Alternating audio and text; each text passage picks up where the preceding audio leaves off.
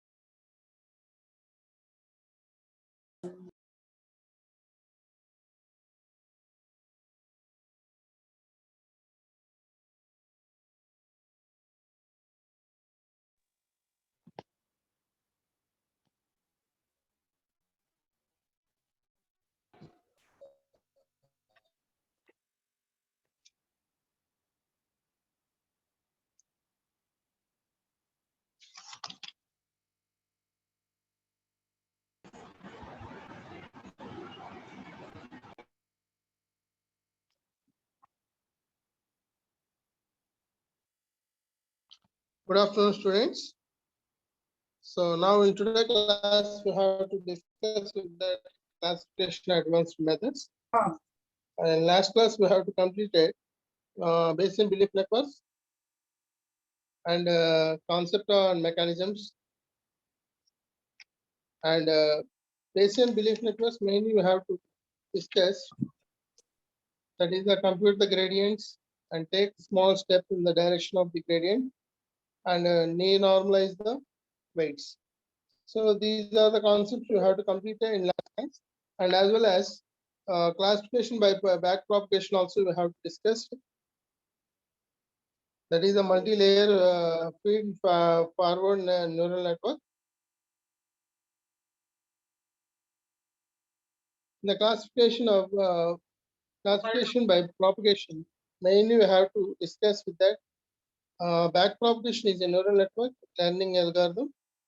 The neural networks field was originally kindly by psychologists and neurobiologists who sought to develop and test computational analogies of neurons.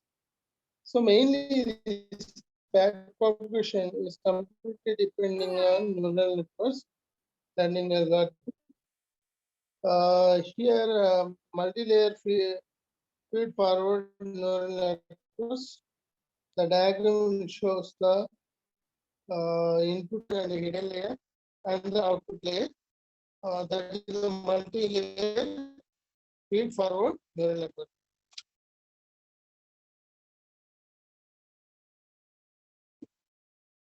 This is regarding to that network topology and back propagation. Uh, Now in today's class we have to discuss. So far in last class we have completed. Now in today's class we have to discuss with that support vector machines. Support vector machines is a method for classification of both linear and non-linear data. In a nutshell, an SVM is an algorithm that works as follows. Uses It uses a nonlinear mapping to transform the original training data into a higher dimension. Within this new dimension, it searches for the linear optimal separating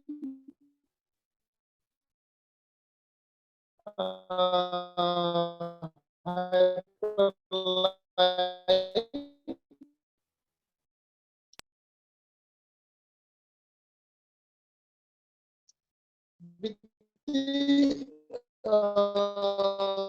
with an appropriate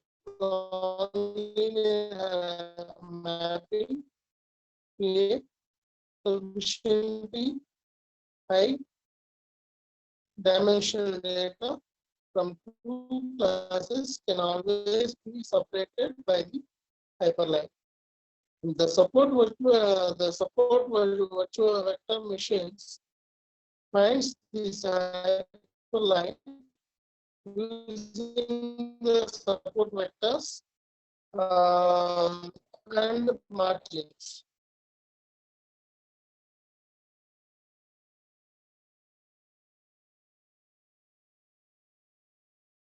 So here in the support vector machines, mainly completely they are a relatively new classification method for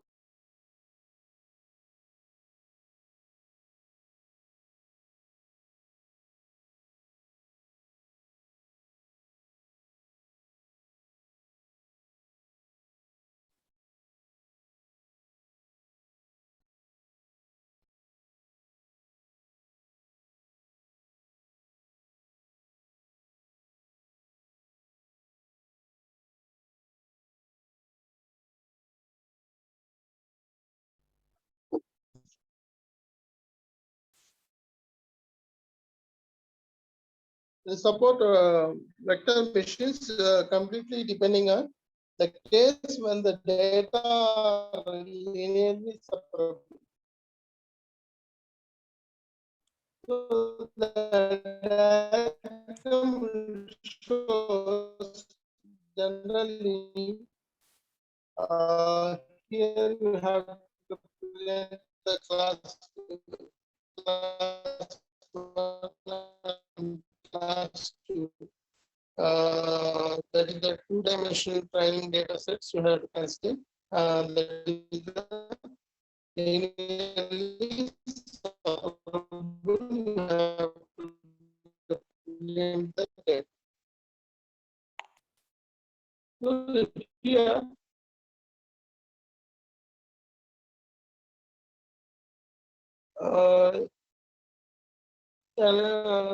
support vector machine approaches by searching for the maximum marginal hyperlink.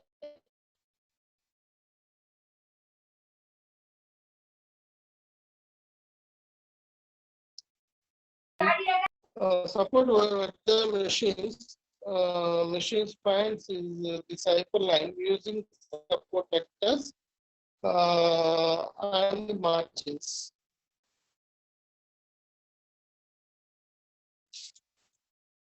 That so, for example, here you have to take one side of its margin. When dealing with the MMH, this is the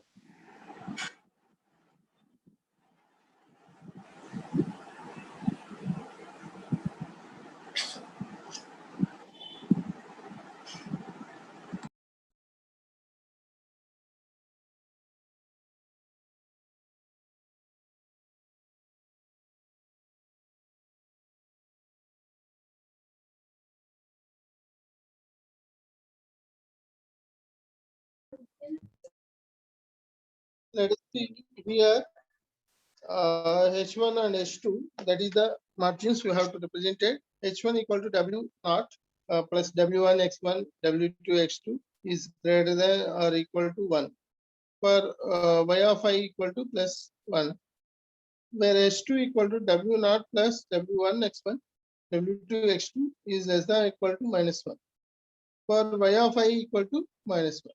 So based on these equations, we have to getting Y of I of W0 plus W1 X1 W2 X2 is greater than or equal to 1 for all I. If any training tuples that fail on hyperlines, that is H1 and H2, the sides are called as support vectors. So the diagram will shows support vectors. The support vectors machines find the maximum separating hyperline. That is the one with maximum distance between the nearest training tuples. The support vectors are now shown with the thicker border. If W equal to W1, W2 up to Wn, then root of W into W square root of W1 square plus W2 square up to Wn square. This is the support vector machines we have to represent it. The case when the data is linearly inseparable. So up to now what we have to discuss, this is the case when the data are linearly separable. Now we have to discuss with this linearly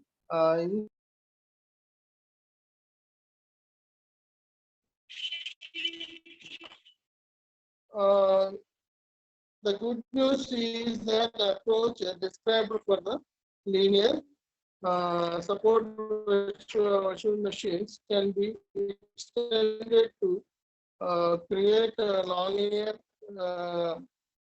support vector machines for the classification of linearly inseparable data, also called non-linearly separable data.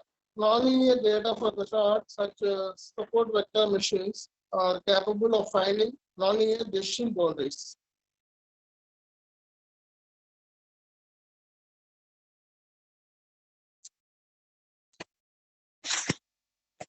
So here nonlinear transformation, here we have to represent,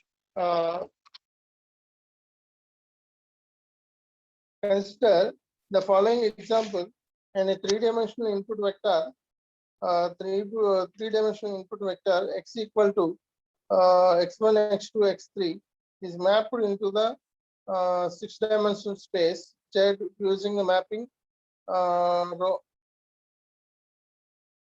psi of 1 of x equal to x1, torrent of 2 equal to x equal to x2.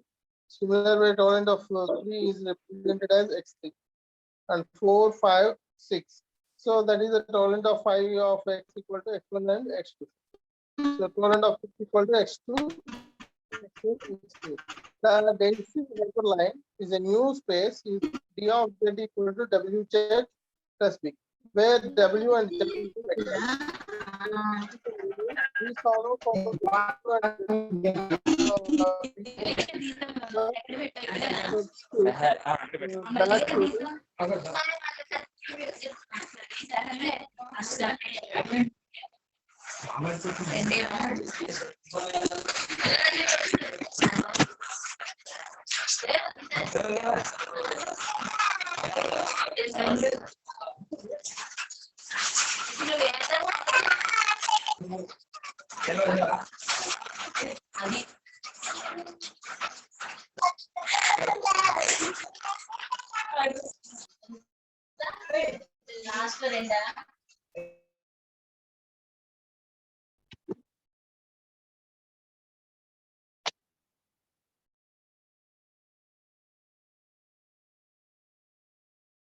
so d of z equal to w1 x1, w2 x2, w3 x3, w4 x1 square, w5 x1 x2, w6 x1 x3 plus b. So this is the way you have to find out the value w1 x z1, w2 x z2, and w3 z3, w4 z4, w5 z5, w6 z6 plus b. So, but there are some problems. First, how do we choose the nonlinear mapping to higher dimensional space? Second, the computation involved will be costly. Refer to for the classification of the test tuple. X7 given the text tuple, we have to compute its dot product with every one of the support vectors. In training, we have to compute the similar dot product several times in order to find the MMH. This is especially expensive. Hence, the dot product computation required is very high, heavy and costly.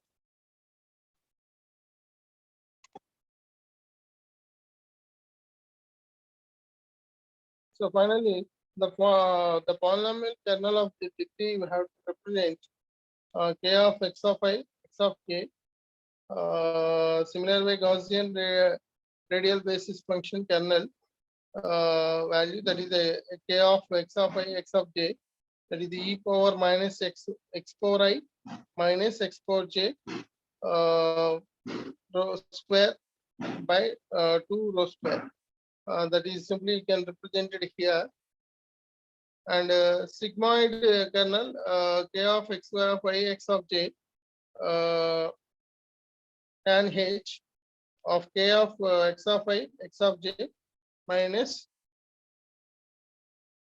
rho. This is regarding to that support vector machines. And next one we have to discuss with that classification using frequent patterns. Classification using frequent patterns.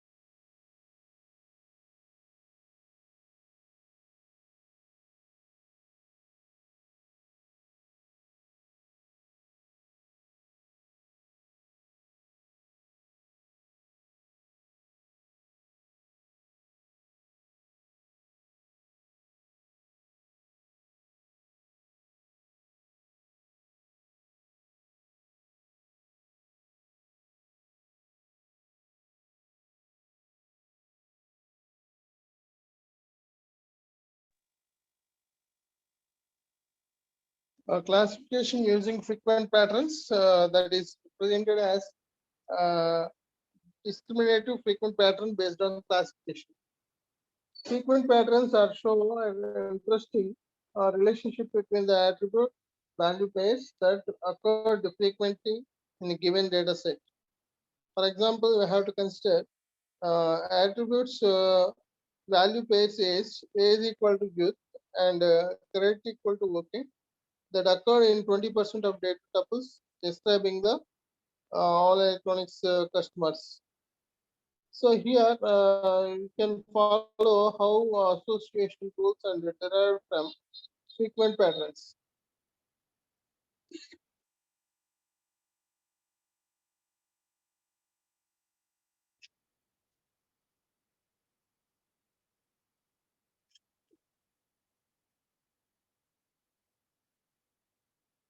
How the association rules are derived from the frequent patterns, where the associations are commonly used to analyze the purchasing patterns of customers. In a store, such analysis is useful in many decision-making processes, such as product placements, catalog design, and cross-marketing. In this section, so here you have to represent uh, associative classification. Associative classification, where the association rules are generated from the frequent patterns and used for the classification. The general idea is that we can search for the strong association between the frequent patterns. Clearly, it shows discriminative frequent pattern based on classification. So here, where the frequent patterns serve as a combined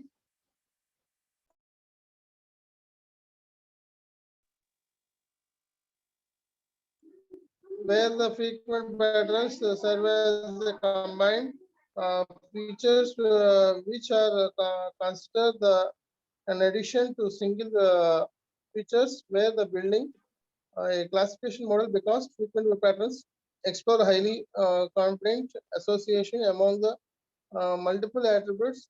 Frequent pattern based on the classification may overcome some constraints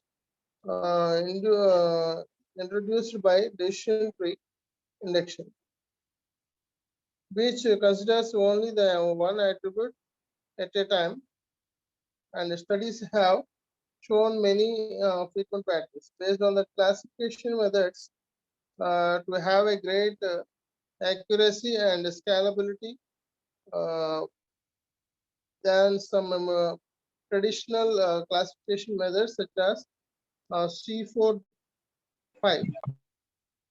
So here in the associative classification main you have to represent three steps you have to follow. One is the mine the data for the frequent item sets. That is find the commonly occurring attribute valued pairs in the data. Analyze the frequent pattern item set to generate association rules per class. which satisfy confidence and support criteria. And third step is organize the rules to form a rule-based classifier. Rule-based classifier. So simply here we have to represent it as associative classification. Associative classification mainly we have to divide into three steps. First one is mine the data for the frequent item sets, that is find commonly occurring attributes, value, pairs in the data. Analyze the frequent item sets to generate the association rules per class which satisfy the confidence and support criteria. Organize the rules to form a rule-based classifier. The methods have to represent it as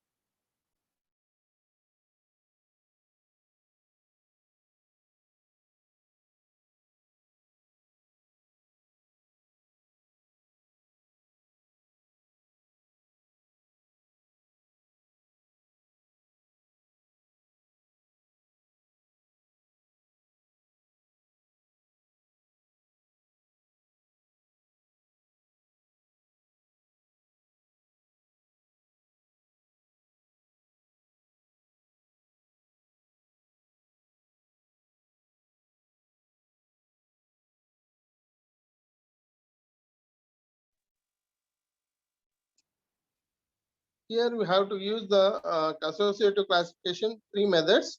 One is the CBA, and the second one is the CMAR, and third one is the CPAR.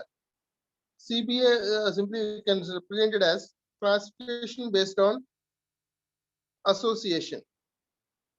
Classification based on association, that is the first method, and the second method is classification based on the multiple association rules. Multiple association rules, and the third one is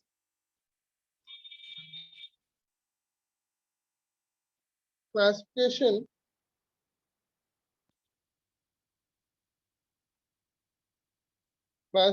based on the predictive association rule. These are the three methods: classification classification based on association, classification based on Okay. association. So that is the first method. And the second method is uh,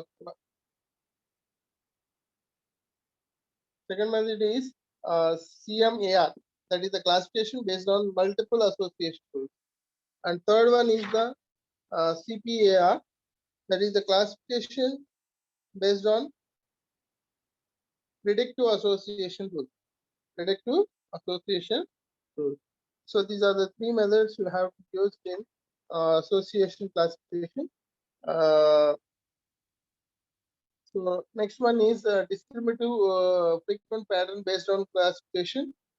So here in this diagram it shows discriminative frequent patterns and model learning and prediction model and a positive or negative feature space transformation. So by using this diagram, it shows feature generation, feature selection, and the learning of classification model. So this diagram shows framework of the frequent pattern based on classification, two-step general approach versus second one, the direct approach of the DDP mine. So these are the methods we have to use for the discriminative frequent pattern based on classification.